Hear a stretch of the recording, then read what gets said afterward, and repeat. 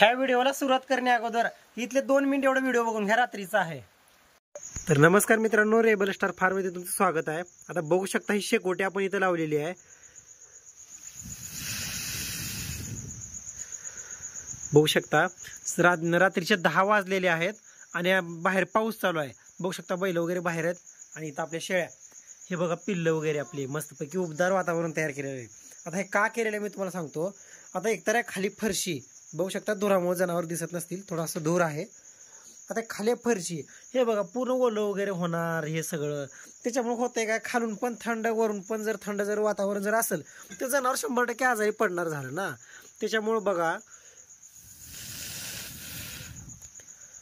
हे असे जर शेकोट्या तयार केल्या, फार्ममध्ये उबदार वातावरण तयार केलं, म्हणजे चिरट वगैरे जर नसले, मच्छर वगैरे आपण म्हणत असतो, त्याचा जर प्रादुर्भाव कमी केला तर पिल्लांच्या संगोपनामध्ये हेच फायदेशीर ठरत असतं।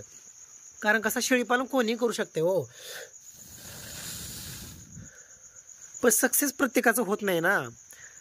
100%पैकी फक्त 20% लोकांचं शेळीपालन सक्सेस झालेलं मी आतापर्यंत बघितलेलं आहे। त्याचं कारण हेच आहे की समजा ती शेकोटी आता आर थोडंसं मस्तपैकी उबदार वातावरण होत असते, पिल्लं शांत बसत असतात खाली, त्याच्यामुळे होते काय, म्हणजे रोगाला बाधित होत नाही, थंडी लागणं, पिल्लू थरथर कापणं, मरणं, ह्या गोष्टी होत नाहीत। कारण बघा पावसाळा हा शेळीपालनाच्या दृष्टिकोनातून अत्यंत म्हणजे अडचणीचा असा समजला जातो, किंवा पिल्लांचे संगोपनातील एकतर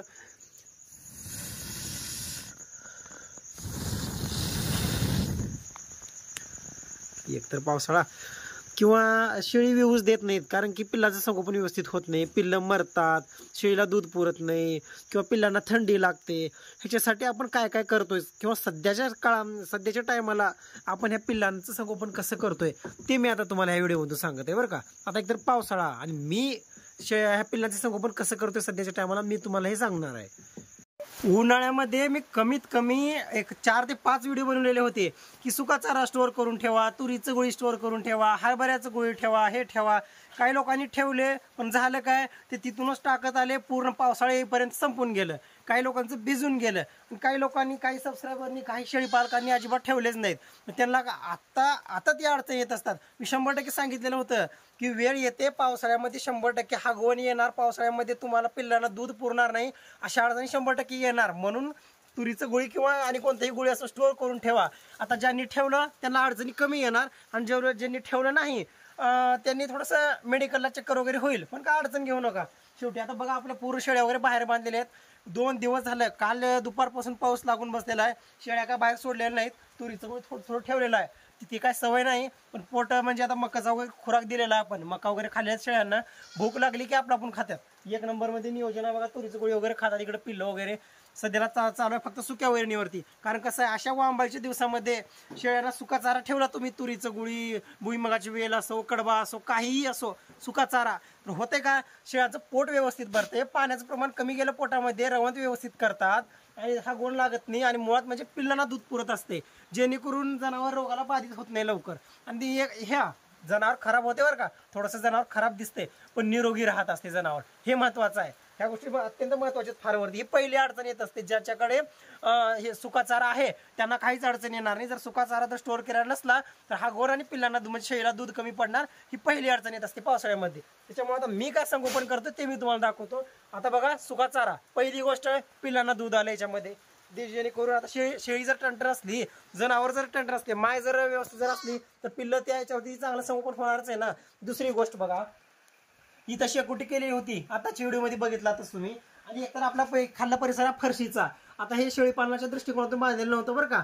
आता फरशी होणार काय, हे पूर्ण मुताडाचं सगळं वल्ल वगैरे होणार, इथं आर्द्रता, थंडगार, खालून फरशी थंडगार, वरून वातावरण थंडगार, म्हणजे 100% शेळी आजारी पडणार, जनावराला थंडी लागणार आणि सर्दी होणार, किंवा जनावर बसू पडणार। बऱ्याच शेळीपालकांचे जनावर व्यवस्थापनाच्या अभावी मरून पडत असतात मित्रांनो। त्याच्यामुळे पावसाळा हा अत्यंत महत्वाचा आहे, लक्षात असू द्या।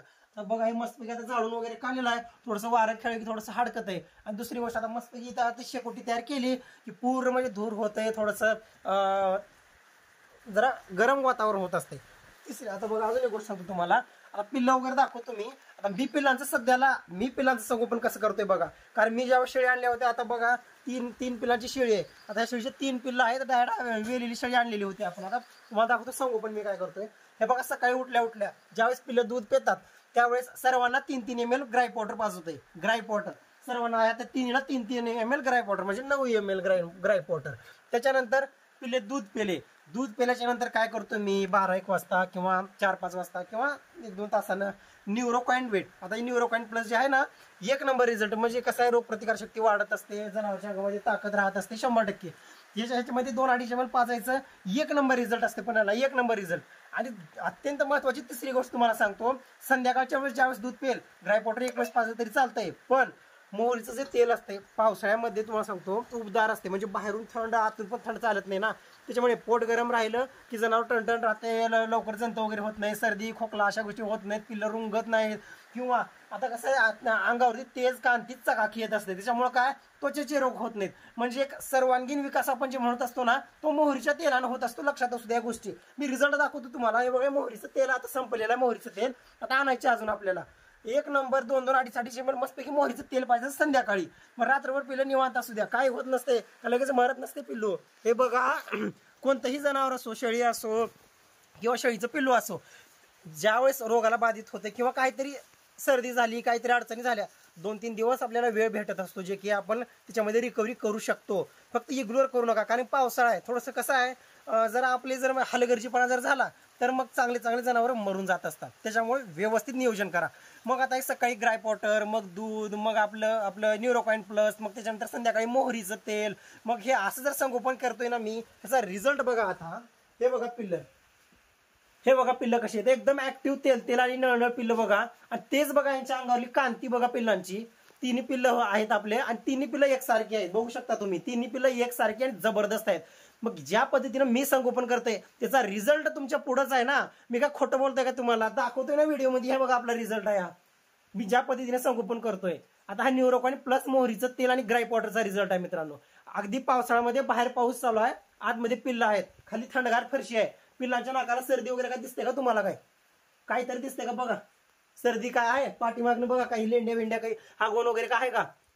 जसं काय आपलं ते म्हणत असतो ना पिक्चरमध्ये दाखवतात ना एकदम टॉप क्वालिटीचे, किंवा आपल्या गुगलवरती दाखवताना शेळीची पिल्लं एकदम जबरदस्त असं बॅनरवरती त्या क्वालिटीचे पिल्लं आहेत. बघू शकता किती तेल जबरदस्त अशी पिल्लं आहेत बघा.